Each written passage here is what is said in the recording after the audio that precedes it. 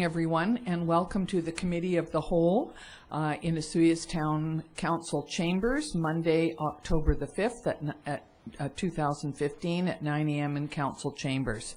So I'll call the meeting to order and ask if there are any late items to be introduced.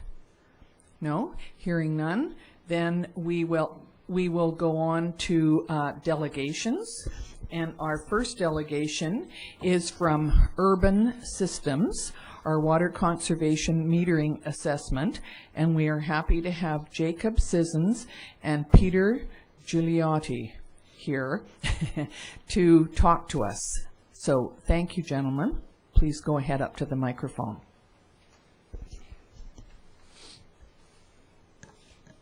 Hi, everybody. Hello. Thank you for having us here today to provide an update and speak to the Water Conservation and Metering Assessment Project.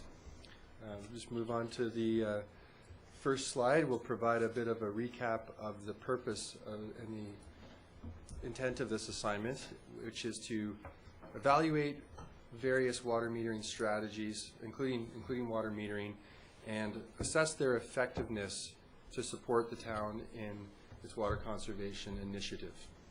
So this is the intent of the project, to look at all the different forms of water conservation options. As a review of the drivers of the water conservation program, so why conserve water, there are a number of drivers that were identified. The first one being compliance with the province of BC's Living Water Smart initiative, which has two quantitative goals identified, which is by 2020, use a third less water, essentially reducing the average or the total annual demand by 33%, and the next one being by 2020, have half of the water for new development sourced by means of conservation. So those are some of the drivers that are steering the program. Another one that was identified was minimizing operations and maintenance costs, recognizing that running a water utility has ongoing operation and maintenance effort, so conserving water would be a means to minimize those costs. When it comes to the capital investment, conserving water can defer the need to invest in capital replacements for key infrastructure such as supply wells, recognizing that the town is supplied by 6 groundwater wells with a capacity of about 25 megaliters per day. Conserving water so that more folks can be serviced with water for a longer time without the need to increase that capacity is a reason to think about saving water. And then finally, increasing the public's awareness and the importance of water conservation. Just getting the message out there that conserving water is a responsible thing to do, and just steering and promoting behavioral change when it comes to water conservation practices.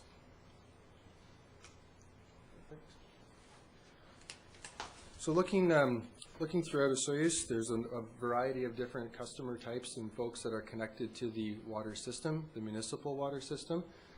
There are a variety of residential properties, single-family residential properties, the detached single-family dwellings around town, multi-family properties, and those are both those that are occupied year-round as well as the seasonally occupied facilities.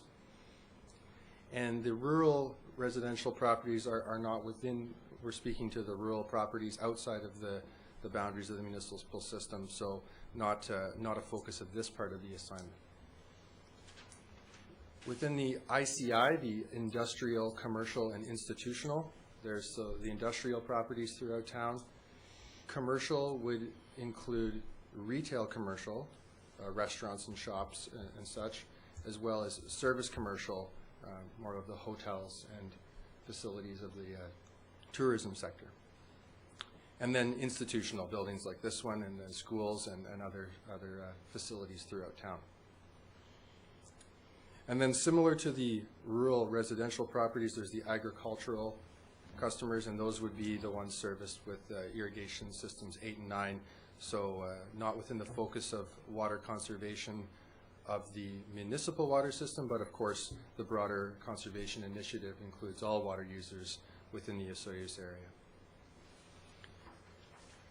So what we wanted to do was take a closer look at some of the water consumption patterns and data from some of the key customer categories. And we did an update on this during our last session with some of the 2014 information that was provided for the monthly meter readings for some properties. And we've taken another look at how those patterns have evolved into 2015. And the slide that's on the board right now is a few single-family residential homes looking at the 2015 consumption from January up into about the midsummer. So there's 3 properties shown on the graph with the monthly total water consumption. You can see the red and blue lines that the consumption through the winter is a lot lower and generally pretty stable, with a significant increase into the summer, where water use essentially quadruples by the time you get into May, June, and July. So you're using 4 times more water at those homes in the summer than they are in the winter.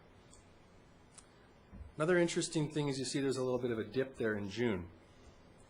Could be seasonal implication. It also could be right around the time that stage 2 water restriction was put in place. Difficult to tell exactly where the consumption dip happens. Sometimes you see those dips, but you do see a reduction there, then followed by a climb again into July. But there is a bit of an interruption to the trend.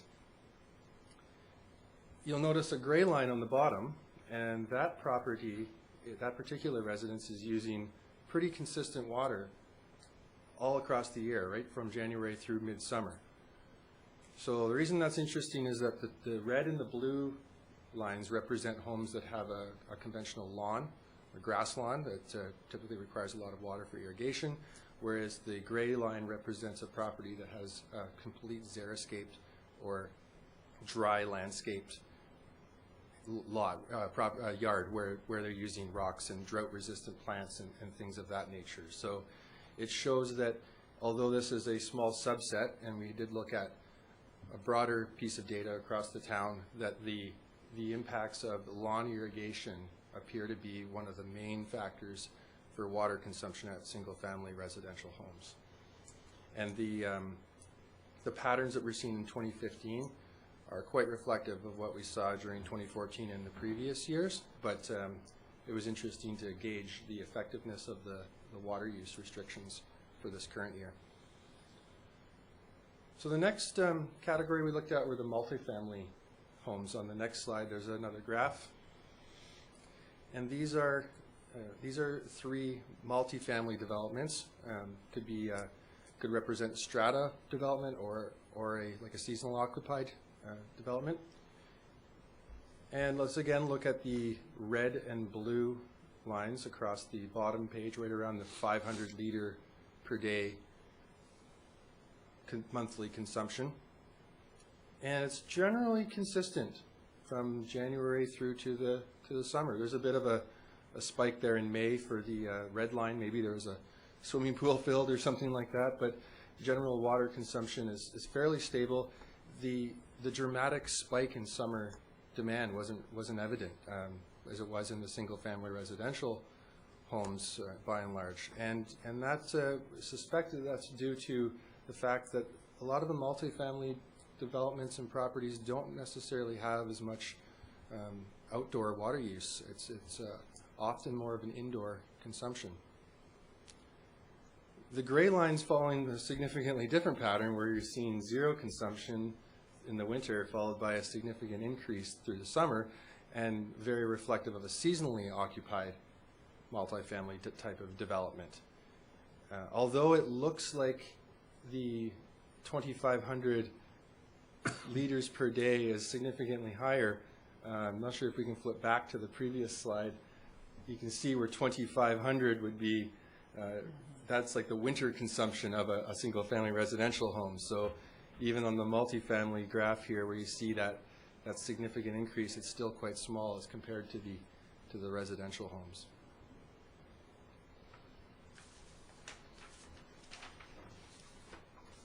So now looking a little bit at the industrial, commercial, and institutional properties around town, we did look at a lot of the water conservation or water use data that was provided in terms of the monthly consumption, but just wanted to speak generally about the water use trends of these types of land uses.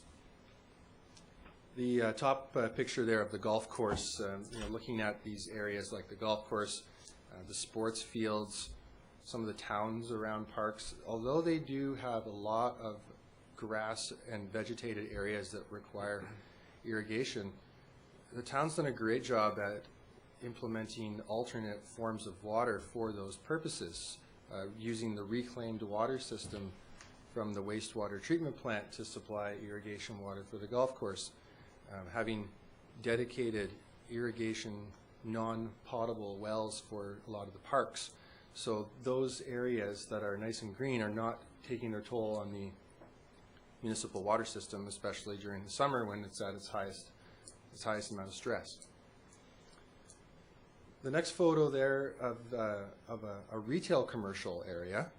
There are some grassed boulevards, and as Peter and I drove in today, we saw some areas being irrigated on the strips of these developments, and it's not a lot of vegetated areas. However, most of the water use at those properties from the consumption data appears to be indoor use. And they're running businesses, so the amount of water being used is generally reflective of the types of services they're providing, whether it be a restaurant or even a concrete plant. Like the water that's being used is for the process. There may be opportunities to reduce that, but by and large it's required for the process. Looking at the tourist commercial areas, the interesting thing about those properties is that they tend to use a lot of water in the summer, as we may expect, which happens to coincide with, again, when the town's water system is under the most stress, and a lot of it is the inside consumption, but the ability to target the tourist commercial areas that are using a lot of water during the summer would have an ability to really help the water system during that critical time. So with those land uses in mind and those consumption patterns analyzed, we moved forward into a more thorough review of the water conservation strategies. And Peter is going to provide a bit of an overview of each of the water conservation strategies. Thanks, Jacob. I have to lower the... Is that coming through on the microphone? Yeah, okay. So as Jacob pointed out, far and away the largest source of water use is the landscape. And landscaping efficiency is probably one of the key targets that you'd want to look at in terms of reducing water use. In terms of the inside use, the fixture retrofits are also very effective, and these would apply mainly to the multifamily dwellings. As you can see, it started to increase when those seasonally occupied units come on stream in the summertime. So low use fixtures could help significantly there. The restrictions, there's only been this year that it's been implemented, and while there seemed to be a bit of a dip after the restrictions were in place, they gradually sort of went back up, and it's hard to know why, but there are some issues with water restrictions, and one of them is vigilating and policing, and to get the staff to go around and check who's following the rules and who's not is a big effort. And in addition to that, some people decide that they're just not going to follow the rules and pay the fine if that's. The other approach is the public awareness and education, and that is if there is strong motivation from the town to increase that awareness and just make people know what water is all about. That's usually quite effective. It's difficult to measure, but it always almost always helps. The water accounting and loss control involves the inefficiencies of operating the system, and often there's leaks that are not known of, and the decision as to whether to invest the money to repair these leaks will depend on an accounting procedure. In other words, you may get very little return on your money for trying to fix some small leaks, but sometimes there are sources of large leaks that can make a large difference in the water loss. So accounting and audits are very important. And of course, then there's metering, and metering is essentially a great management tool. Whether or not you apply metered rates is a different question. But the metering provides you information that will help you operate the system considerably better. And Jacob's going to talk a little bit more about the metering. We've developed some costs on these items, and we'll be leaving that for discussion after the presentation. Thanks, Peter. So as Peter mentioned, we did a bit more of an in-depth look at focusing on the metering question, or the metering strategy. And Peter mentioned that the water meters, they provide many benefits beyond water conservation. By and large, they can be a very effective tool for managing the water system. The example is this study. The data that was available from the few meters that are in town that are able to help analyze what general consumption patterns are happening tell a lot about the water system and where the stresses are and where the efficiencies could be. So there's a lot of ancillary benefits to metering beyond what are often thought of. When considering different means of implementing a metering program, the universal metering is considered most effective. A lot of communities have elected to use a voluntary system, but it has had limited success, and it's not considered the best option. Voluntary programs, you tend to catch the folks that are already being water conscious and conserving water. Not only does that mean that if you were to implement metered rates, you'd be billing those that save water on a rate.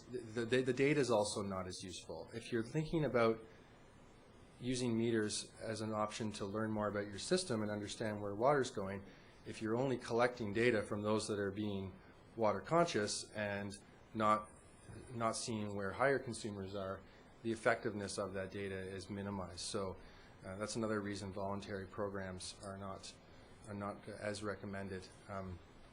The universal really gives you the full ability to do some of the other things that Peter mentioned, like the water accounting and loss control. Universal meters would allow you to do a full town-wide water audit, for example. Looking at the metering technology that the town uses right now with the drive-by reading system and the meters that are in place, we looked at various forms and types of meters and reading systems, different technologies. The metering industry has seen a lot of change over the last 5 or 10 years, but the system that the town has in place is a very good, robust system with quality local support, and it's considered really well suited, I think, for your current needs today, and if you plan to expand the use of meters in the future. It's a very expandable, migratable, they refer to it, system, and I think it's well suited, and that it's a really good option for continuing to use and looking at moving forward.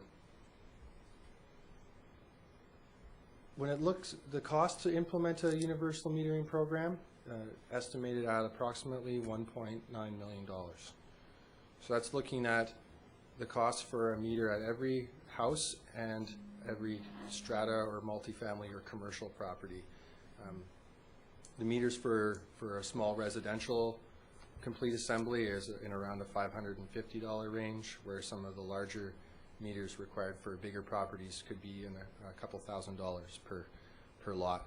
And this value is a little bit larger than that presented in the 2010 Water Conservation Plan, which was, I believe, 1.6 or 1.7, reflective of the costs of the metering products and the technology being used today, as well as, of course, a factor for inflation. The $1.9 million estimate is based on meters being installed inside. So if they're basically in the house inside a basement with the reading device on the outside. There are a lot of benefits, but also costs if that meter were to be installed in a pit at the property line as opposed to in the house. You can imagine if the meter is out at the property line, you're capturing all the water that enters that lot. You're going to detect any leaks that might be on the service connection, maybe potential connection to an irrigation system or a fire protection system, whereas if that meter was inside, leaks on the outside pipe would go undetected, and there's a higher potential of a tie-in upstream. So there's a lot of, we've conducted several business cases on meter location, and the recommendation is to install them at property line, but there is a recognition that there's a cost surplus to digging a pit in and having it in a little chamber as opposed to in the basement, and it does represent approximately $700 per property. So that's a significant impact on the capital costs. Peter also mentioned about the rates. The meters provide system management tool, and it's recommended that when meters are installed to gather data and really understand consumption patterns in order to make an informed decision about a rate. It's not a requirement, and it's not recommended to immediately switch to a metered rate if there's an ability to continue to do, like some data is being collected already, really understanding consumption patterns. That will allow any future rate structure, whether it is flat, metered, combination, to be equitable in terms of all the different customer classes and customer types that are being serviced, as well as to make sure that the rate structure is a financially sustainable rate structure to cover the town's operating costs for the water system and to consider reserve funds for replacing meters in the future or other water system upgrades. So having the ability to immediately take advantage of the other benefits of meters and gather data to make a rate decision as a separate topic. And whether it's a universal program, voluntary program, phased, whatever you do with meters, a well-prepared and communication strategy is critical. Metering programs are only as effective as the communication strategy that goes along with them. And metering programs coupled with public communication and engagement are experiencing on average about 20% savings in water use in Okanagan and interior communities. And it's very clear that it's metering coupled with the communication, and it's not just universal metering in isolation of or without. So a lot of literature may suggest metering alone is a tool, but it needs to be coupled with the rollout and the dialogue. And at the end of the day, meters are tools. They're not the only and main option. It's people and behavioral change that causes water conservation to happen. So it's people that save water, not the water meters. So considering all the analysis and all of the evaluation, we have some recommendations to discuss today. So Peter, you were going to provide an overview of these here with a bit of a context. Okay. Thanks, Jacob. Before I go on to talk about these action items, I just want you to think about why you're doing this, because there's several reasons to think about water conservation, and one is to save money. In other words, if you conserve water, you spend less running the water system. The other is to comply. There's a provincial mandate to, as Jacob explained earlier, to conserve water. The third is because it's a good thing and you want to sort of lead the way. In terms of why you would be doing it in Osoyoos, you have to think about how your system operates currently. And the majority of your operating costs, operation and maintenance costs, on an annual basis are fixed. In other words, it's labor and salaries and equipment, and those types of costs don't really change with the amount of water that you process. In other words, if you use more or less, it doesn't really change those fixed costs. There is one variable cost that you incur, and that is the power cost to pump the water. And of course, that relates directly to how much water you pump. However, in Osoyoos, that cost as a ratio of the total annual cost is actually fairly small.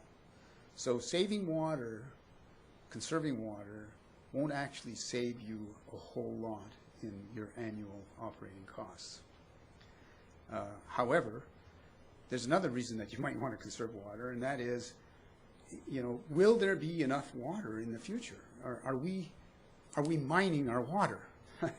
And are we going to the point where eventually there won't be any water in the ground? And so that's another reason to conserve water and ensure that what you take out gets replenished in the ground. So there's many reasons for doing this, but saving cost is probably not a main driver here. Okay?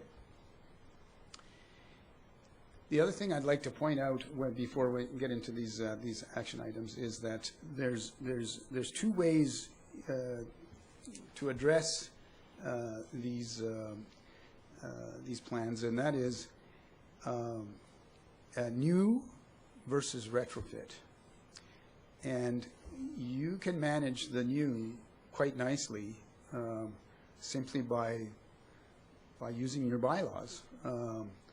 And so if you talk about reducing outdoor water use, you can do that very easily on new developments. But retrofit is another matter. Retrofit involves perhaps removing lawns and replacing them with different types of landscaping. So that incurs some costs. And the same with low water use fixtures. It's very easy and very cost efficient to require that new developments use low water use fixtures. It's a little more difficult to retrofit existing fixtures, whether it be a toilet exchange program or retrofitting shower heads and so forth. It bears a cost, whereas requiring them for new developments, that cost is really sort of lost in the development, and it's not a huge impact. So the restrictions, while everybody uses them, were found to be not all that effective at reducing the outside water use.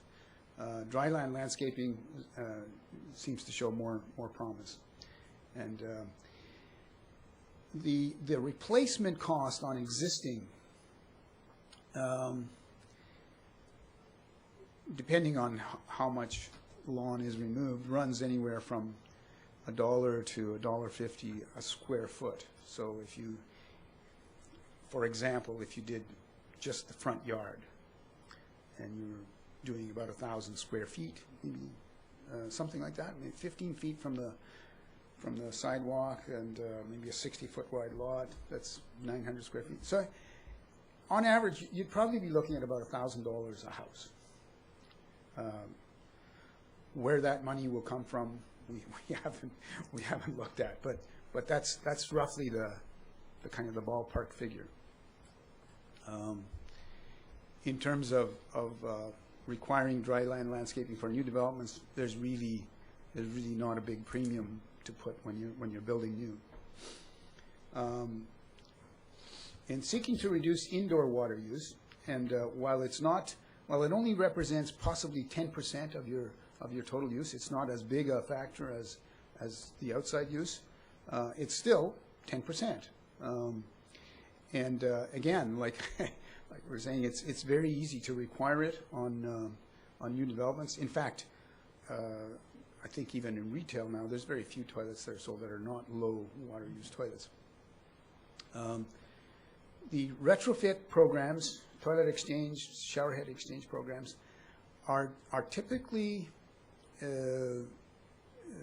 subsidized, and they're typically split on a sort of a 1/3 basis.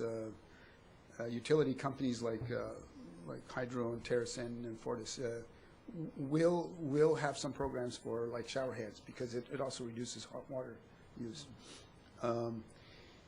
There are programs through the provincial and federal government for toilet exchanges. In fact, I believe Building Canada might include toilet exchange programs in their funding, and I think at UBCM, Premier Clark announced that there will be a second intake for Building Canada applications. So that's one route. So typically, if you said it was going to cost $300 to purchase and replace a toilet, an existing toilet, it might end up as sort of $100 homeowner, $100 town, $100 senior government, that kind of thing. Of course, then you have to figure. I mean, the town's contribution of $100 has to come from someplace, and that's general taxation. So that could be. In terms of the metering, as Jacob pointed out, there are numerous benefits to metering. Saving money is probably not one of them. On average, metered rates tend to reduce consumption by 20 to 25%. That's what Kelowna's been finding. That's many people that have installed meters. But there is a difference between having meters and developing metered rates. So you could install meters to help you manage the system and know what it's doing and be able to sort of run it more efficiently. Or you can develop metered rates, and as Jacob was saying, it's inadvisable to sort of jump into metered rates without knowing, without being able to project what it is that you're going to have as revenue. There's the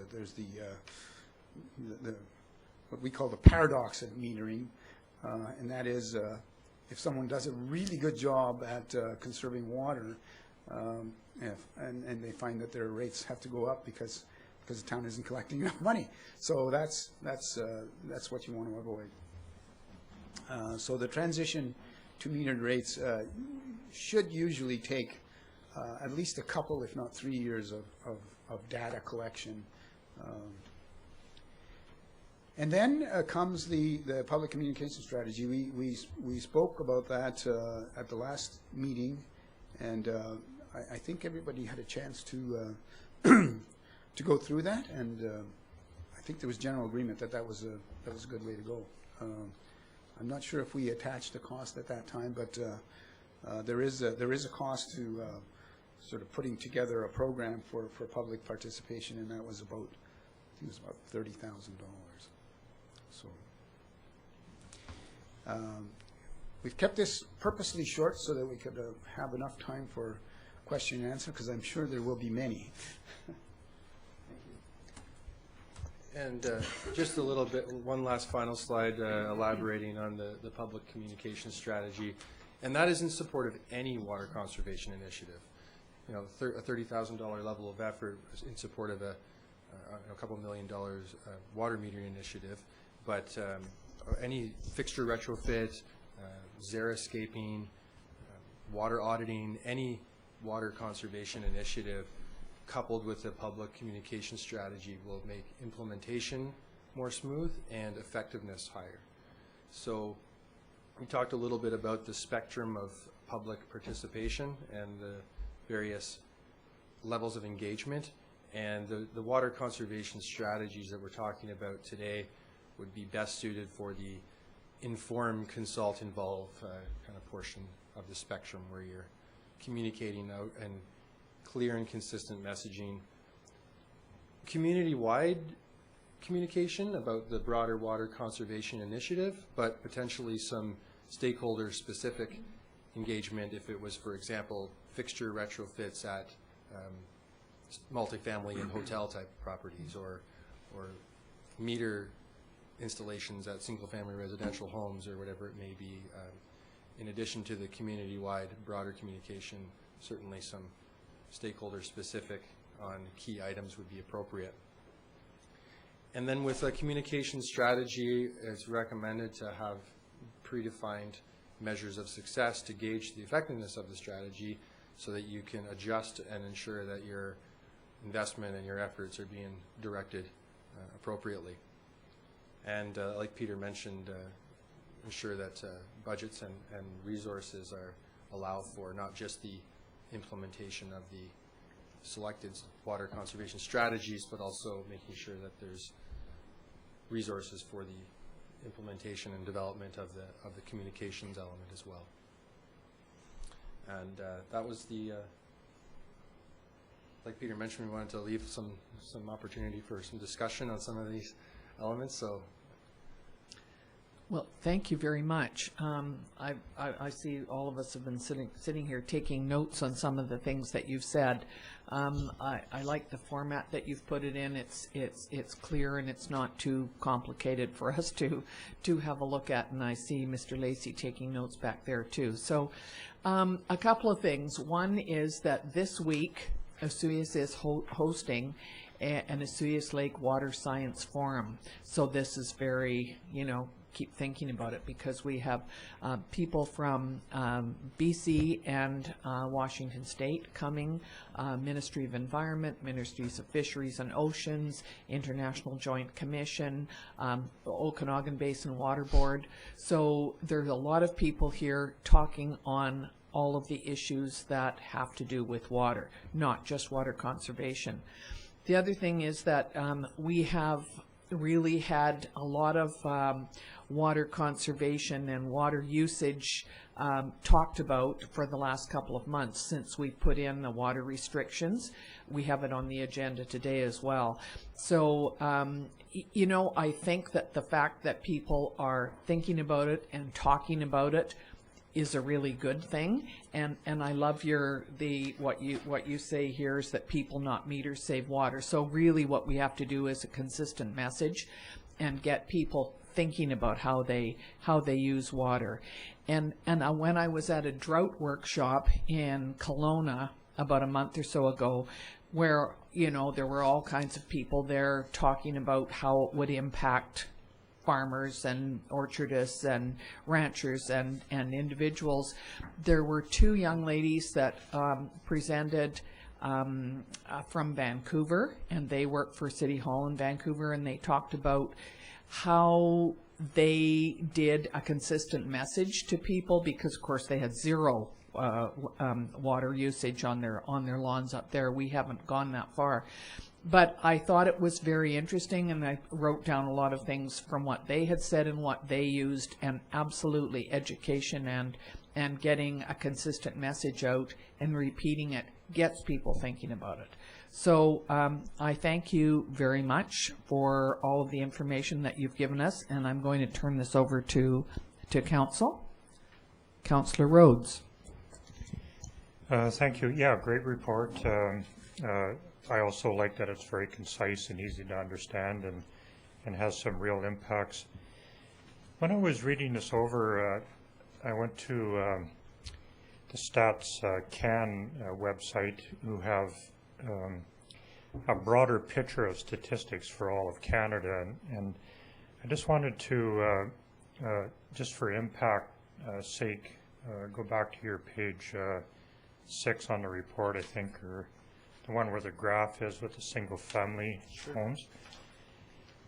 Stats Canada says that from 1991 to 2011, water metering in individual homes across Canada went from 52% in 1991 to 58% in 2011.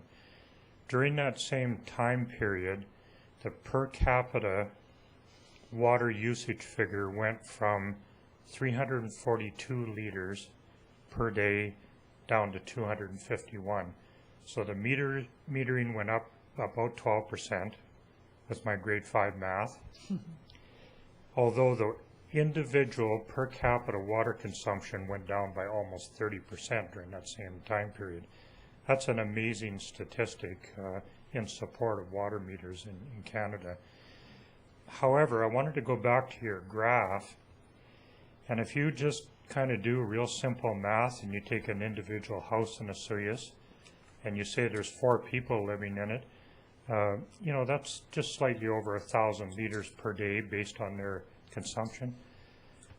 My God, are we dumping 10,000 liters a day per person on our lawns and our flowers in this town? I mean, that's just absolutely staggering to me. I mean, that's just beyond belief. And if we are in fact doing that, then we need to do something about that, like right away. I mean, so the impact of some of your zero-scaping plans that you brought about, I mean, we just need to get on board with that right away. So I wanted to ask if you had any comments on that. I love your comment about mining water. One of the big disadvantages that we have in Osoyoos is we have wells that go down into aquifers that are uncharted and unknown because they're way down below the ground. We have no real effective tool to determine how we're impacting those aquifers underground. I mean, we know what our water consumption is. We know what we're taking out of it. We know they're being replenished at an acceptable rate, but we really have no long-term method of determining how we're impacting those aquifers. So the question that I already asked, I also would like to ask, is there a better method of determining water consumption in our community for us to know at the end of the day how we're affecting those aquifers? Well, I guess And if you don't have an answer, it's no, fine. a couple of points in support of what you'd mentioned about the per capita water demands. If you look at some of the communities in British Columbia with the lowest per capita water consumption, it's places like City Victoria, where it's just over 200 liters per person per day. And they've had metering in place since the late 1800s. So some of the earliest metered communities that have implemented it from day one have had the lowest per capita consumption. Also interesting that you say numbers as exorbitant as 1,000 liters per person per day on a lawn.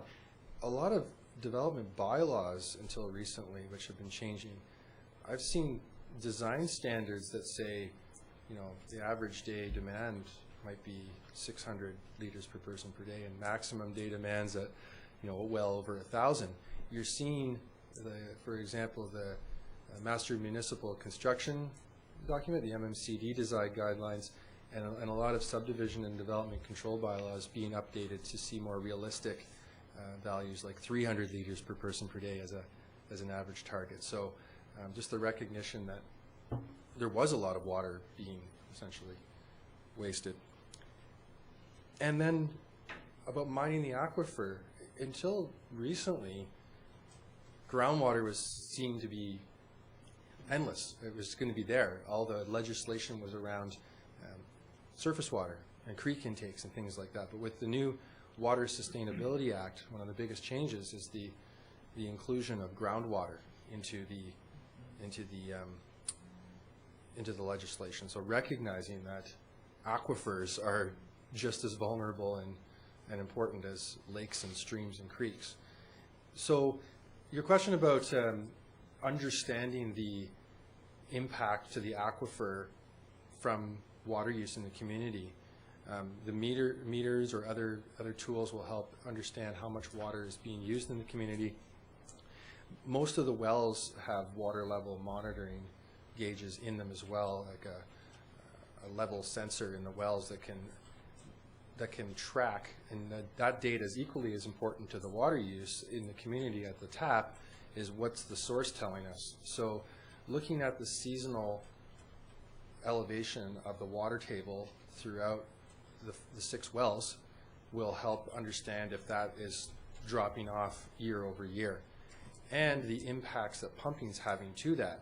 If you pump at a fixed rate when your pump kicks on, and your well bounces right back as soon as the well is done pumping for that cycle, you know, your aquifer is very healthy, it's being replenished. If you start to see slower returns, it could mean your well needs a little bit of maintenance, but it could also mean that the aquifer is being stressed. So there are some tools that and some monitoring pieces that your system likely has some of, but could be enhanced to really understand. Peter, do you know of any other approaches to understanding long-term aquifer sustainability?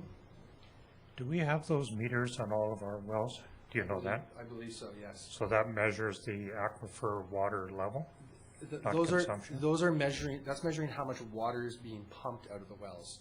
What I was referring to is more of a level sensor that actually hangs down in the well beside the pump. Do we have those? We'd have to check with your team, but I believe so. I don't know for a fact, but I dare say you probably do. See, that's new information. You probably do, because they're also used to protect the pump, so that if the water level drops down too far, the pump shuts off before it burns out. So its primary benefit is to protect the pump, but it also gives you useful information about the water table. So I would suspect that because of the first reason, your wells are equipped with those devices. That said, it's probably prudent to every so often have a hydrogeologist do a recovery study where he looks at the pattern of drawdown and recovery and sort of is able to project in the long term what's going to happen with this aquifer. Just to add a note on the consumption, it's scary, but it's actually fairly common in the Okanagan that people do use that kind of water in the summertime. So Osoyoos isn't necessarily unique. However, it's good to think about the inside use and the outside use, because while the conservation is directed at your overall annual consumption, the utility or the hardware for the system really has to deal with that max day demand. And that is the combination of high sprinkling, full occupancy at all the hotels and all the seasonal, and so the utility needs to deal with that one day or that 1 week, and that's when it's stressed the most. And so if you can shave those peaks, either by less irrigation, obviously you don't want to shave it by less tourists, but less irrigation is a significant factor, and it reduces the stress on that system. And this is what virtually all utilities need to do. The hydro, they want to shave that evening peak when everybody's cooking and so forth. It's shaving the peaks that from an operations perspective has the most benefit. Thank you. Was there anyone else Mr. Romanko? Yes, just a comment. I guess that's something we certainly experienced this summer. Again, the whole concept of education and water conservation versus use, because certainly we experienced some very significant peaks when we went to water restrictions and people didn't change their attitudes. In fact, the attitudes probably moved to one of, I got to get it while I can. And that certainly put us into, stressed our system. And we have a fairly large water reservoir system here in town. And, very thankfully we had that type of capacity for storage. Otherwise, we would have been in trouble this year. So certainly, I guess from my perspective, looking at water restrictions in isolation without significant water education, conservation education, is not going to do us what we want, achieve what we want to achieve. Just to confirm to Council, this is very much a summary. My assumption is the report will be much thicker and take a lot more time to go through, but do you have a time frame for that report? Because we're looking at what our budget is, and certainly one of the decisions that is facing Council is the whole water metering implementation or other types of water conservation strategies. So can I have a sense for when that final report may be on our table? That report is ready to be delivered to you this week. We wanted to have today's presentation, gather any final thoughts and feedback, and incorporate it into the document, and that will be submitted to Mr. Romanko this week. Good. Well, thank you very much. We appreciate that. We know that the Okanagan, in particular, has been on a drought. All summer. We haven't had any rain yet, so we're still looking at that. Although we've had less watering of the lawns because of the cooler temperatures, and that is important. Lots of different implications to all of this, and we certainly look forward to having Mr. Romanko read in detail your report and give us a good summary. My assumption is there's an excellent executive summary attached to the report as well for Council. That's very helpful. So thank you very much to both of you. We certainly will email you or call you if we have any extra concerns and questions about this. Please do. Are we okay? Thank you so much. Thank you very much for having us. Thank you.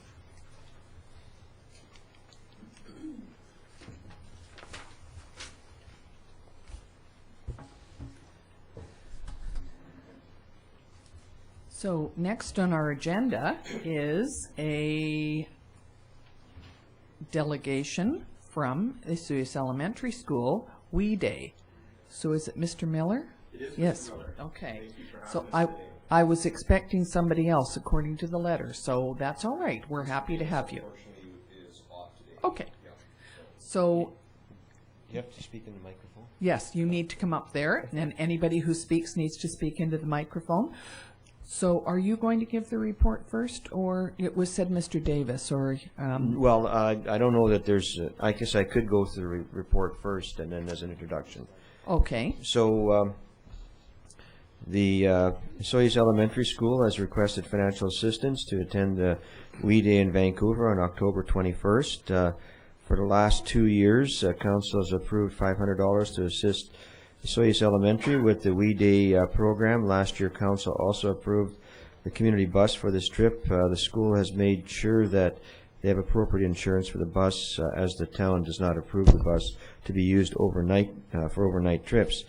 If the bus is needed, it is available on this day. WE Day is an incredible opportunity for students to get motivated to be leaders in their classroom and in the community. Students who have attended in the past have been excellent leaders and been given enhanced opportunities with school activities and creating positive changes. A number of options are presented. One that they bring to the regular meeting of council and approve the $500 to offset the cost of the trip. Bring to the regular council meeting and approve a different amount to offset the costs. Again, use the regular council meeting to approve the use of the bus. And fourth, to bring to the regular meeting and approve $500 and or use of the bus. So today we have representatives from the elementary here to provide council with some background of some of the things that they have learned and seen and some of their involvement that has resulted from their previous We Day experiences. Thank you. May I ask, are there no male parts, boys, going on this conference, or because we have 6 lovely young ladies here, but I don't see any of the boys. Were they chicken out to come and speak, or? Okay. Well, we're happy to have you girls, and we'll just check with Mr. Miller if he has something he wants to put up first. So, no, I don't. And, Okay. And of course, I've been very fortunate to pass elementary school and move on to secondary and continue on to post-secondary education. That was at times challenging, but allowed me to be quite successful. And so here I am, and I'm very, very fortunate to work with a lot of young, fine people at our school. And these 6 girls were the ones who we didn't even ask. They're the ones that came and said, can we please be the ones who come and present? And we didn't even put it out there, so the boys didn't even get a chance. And we thought about that, and we thought, is this right? But how do you say no to 6 motivated children that come Good. forward like this? So, and without further ado, here they are. They'll speak much better than I do. So the girls are each going to speak first, and that. We have a video. Perfect. Thank you. Please go ahead. Good morning. Good morning, Mayor McCorda and town councilors. My name is Kylie. We thank you for this opportunity to come and speak for you this morning. With me is Amber, Amy, Jordan, Caitlin, and Jesselyn, and Mr. Miller.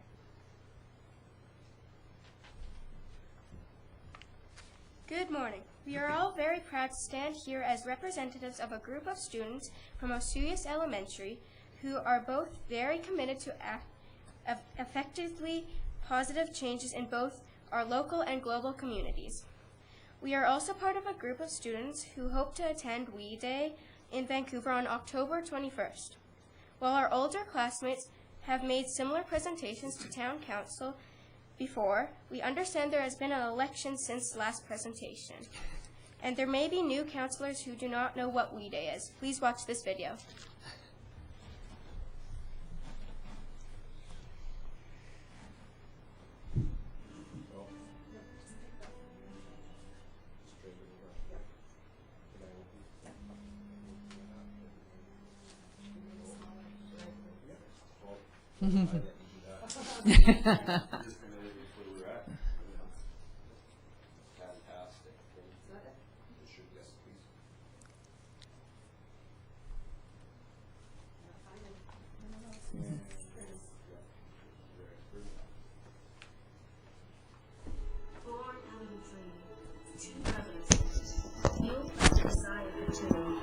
By the hope the world can be a better place.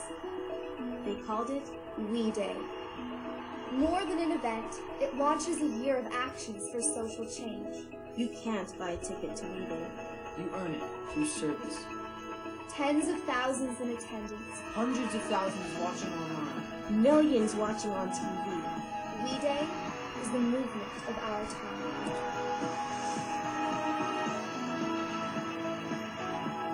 One heart with courage is a majority. There is no room like this room anywhere on the planet. I stand here in front of you as living proof that we can redefine what is possible. I know that there's someone out here in this audience who's being bullied, and I know that they need someone to look up to. I tried to change right now, and I realized I don't know how to be anything but myself. I know we all have some weaknesses, but it does not mean that we don't deserve to be special. I'm born with one finger on my left hand and a lower leg that was curved in, and this hasn't slowed me down at all. We Day is all of you, the few, the dedicated, coming together to change this world. Tonight, we are young, so let's set the world on fire. We can burn brighter and the sun. Some people don't think it's cool to help others. Personally, I think it's the coolest thing in the world. We-Day was phenomenal, and I've never experienced anything like this before. We-Day has changed my life. Like, I'm so impacted, I can't even describe to you. I'm so excited to get started.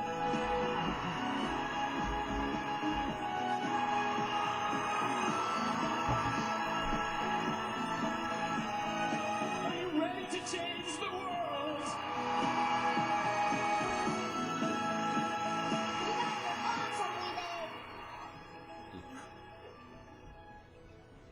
Where do I sign up? Yeah, that's a good one. Okay. 1 year ago, 2 of our classmates came to spoke to you about We-Day. They requested that you financially support our efforts to go to We-Day to lead into a year of students taking positive actions in our school, our town, and our world to make positive changes. As we heard Craig Kilberger say in the video, We-Day is not a one-day event. It is a year-long commitment to taking positive action. Last year, with the help of your generous support, a group of Osoyoos elementary students did go to We-Day. They had an amazing experience and came back inspired. They came back not only to undertake positive projects, but they came back prepared and excited to inspire others. As we speak to you today, we do not know if we are students that will be selected to go to We-Day, but we are prepared to either go and come back inspired, or to see others go and be inspired by them. After the students came back last year, a number of amazing projects were undertaken. Many students contributed towards a school-wide initiative to raise money to buy goats for family in developing countries. Those of us who had attended or watched We-Day had learned that one goat can provide a family with a sustainable means of nutrition and income. This can be a first step out of poverty. As a school community, we feel proud and empowered that we were able to provide this gift to several families. There were also fundraising and awareness campaigns run by students, groups, and individuals in support of the Children's Hospital in Vancouver, the Osoyoos Food Bank, facilities for our own school, the SPCA, anti-bullying, and the South Okanagan Swimming Shelter. Through these events, the students of Osoyoos Elementary have come to see a larger world view and understand that through our actions, we affect change in the world. It is rewarding to look back and see all that our school community has done.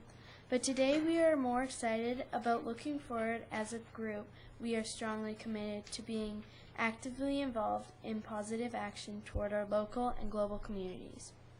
We have each been inspired not only by the me to we philosophy, but we have been inspired by our older schoolmates who have been gone before us. Now that we are some of the older students in our school, we eagerly take on the responsibility of providing leadership to our younger schoolmates and teaching them the power they have to effect positive change in their local and global communities. On the local level, we are responding to a letter we read in the newspaper.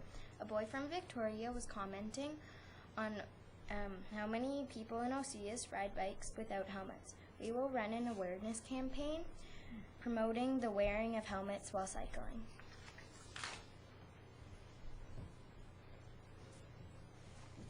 Also, we know that our local community was deeply affected by the wildfires that took place this summer. We intend to apply what we've learned in the past few years about fundraising to provide support to people in our region who were affected by the fires. We may not raise the funds to buy them new homes, but we need to know that they know that we care. We have also read in the newspaper about former Councillor Ryan and his wife and their efforts to bring a Syrian refugee family to Osoyoos. We have learned about how the Syrian refugee crisis is hurting families, including many, many families with children the same age as us. We look forward to connecting with Mr. and Mrs. Ryan and discussing with them how we can provide support to their efforts. Even though we have plans, part of the excitement of the year will be discovering new passions that will inspire us and our schoolmates. We have 2 requests of Town Council today. We are respectfully asking for your financial support to assist our families in school with the cost of We Day trip for our school group, with the expenses of accommodation, transportation, and food. The We Day trip is quite costly. The help that you could provide with these expenses would be very helpful and much appreciated. Also, we are requesting use of the town bus for October 20th and 21st. Last year, Town Council was generous enough to grant use of the bus for the We Day trip. By using the town bus, the We Day trip organizers were able to avoid booking a big yellow school bus through the school district. Use of the bus has 2 primary benefits. First, it greatly reduces the cost for our We Day trip organizers.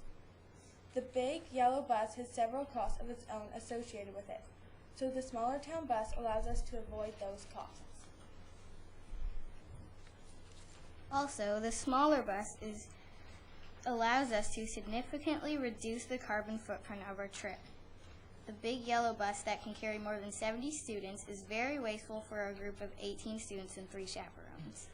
We feel that as a group who promotes social responsibility, we want to be able to make the best choices with our transportation. We would appreciate very much if Town Council would grant us use of the bus for 2 days of our trip. Thank you for your consideration of our request. Well, thank you very much to all of you. You have done a wonderful job. You're wonderful volunteers and supporters of this town, and we certainly appreciate that, as is Town Council. So we really enjoy what you have to say.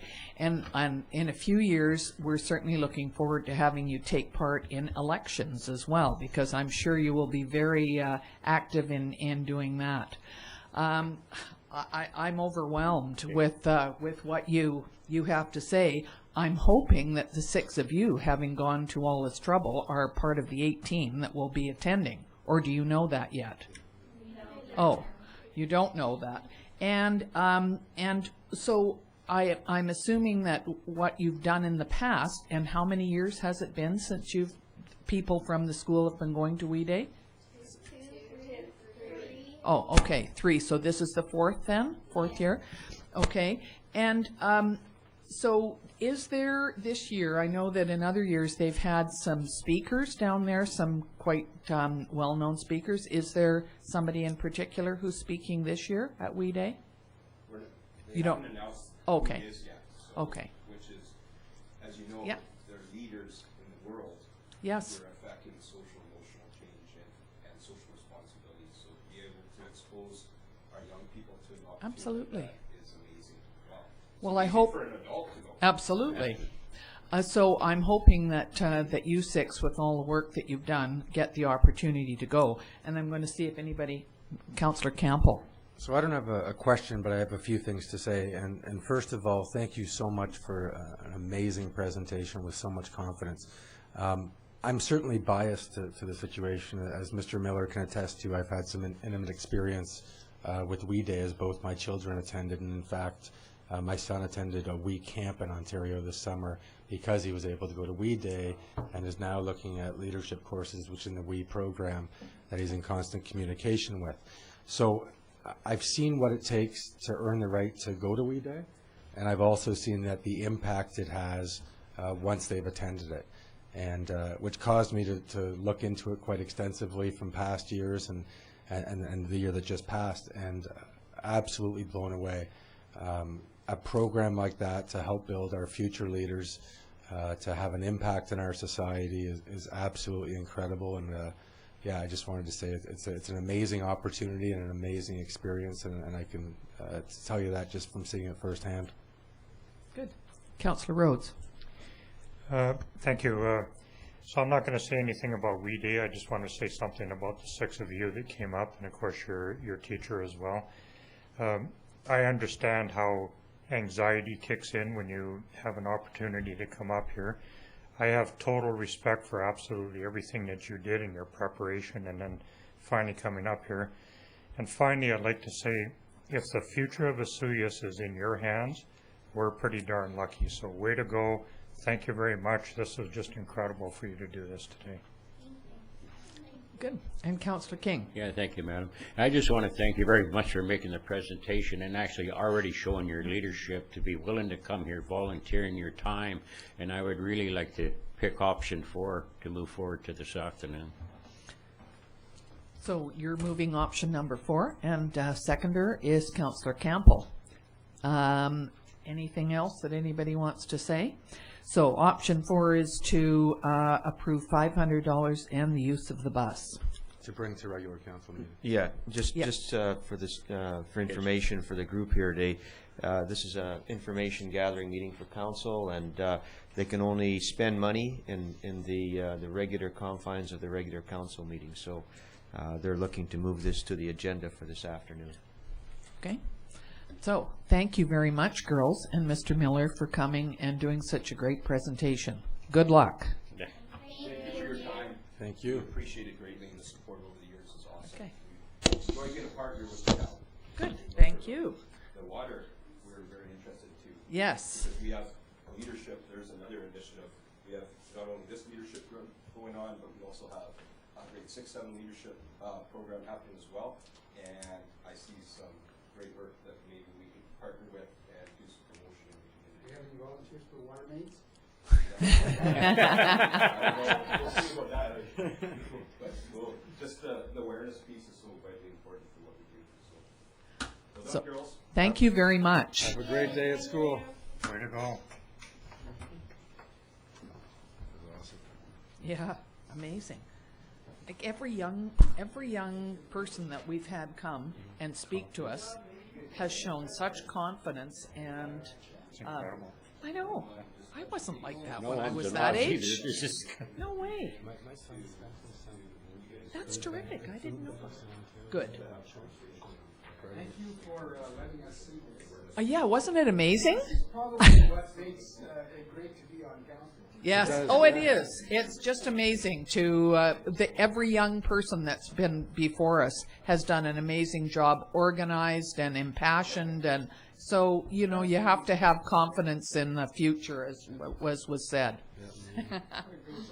Yeah. Okay. Thank you. So, do we need a motion to move it to this afternoon, or is that what we've already done? We just didn't vote on it. That's all. Do we need to vote on it? Okay. All in favor? Thank you very much. Last on our agenda today is the voter challenge from the Mayor of Nelson.